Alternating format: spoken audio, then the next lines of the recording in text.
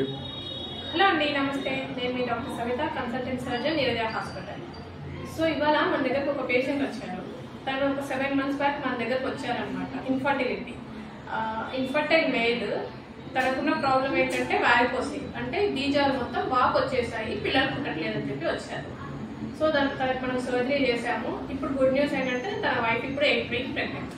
So ఇప్పుడు అసలు varicocele అంటే ఏంటో చూద్దాం. వారికోసిల్ అంటే ఏంటంటే బీజాలలో ఉన్న రక్తనాళాలు మొత్తం వాపు వచ్చేస్తాయి అనమాట. అంటే ఆ వెయిన్స్ మొత్తం వాపు వచ్చేస్తాయి. దీన్ని మనం వారికోసిల్ అంటాం.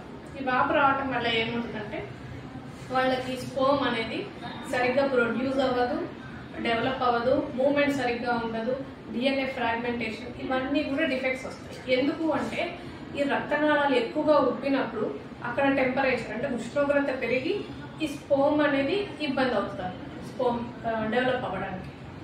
సో ఇది కారణం. సో ఎప్పుడైతే మనం వారికోసిల్ సర్జరీ అంటే రిపేర్ చేసినప్పుడు ఆ ఎక్కువగా పెరిగిన రక్తనాళాలు, ఆ పాంపినిఫార్మ్ ప్లెక్సెస్ అంటాం వాటిని తీసేస్తాం. తీసేసినప్పుడు రక్త ప్రసరణ సరిగ్గా అయ్యి మళ్ళీ స్పోమ్ అనేది నార్మల్ మార్ఫాలజీ రావడానికి హెల్ప్ చేస్తుంది. Thank you.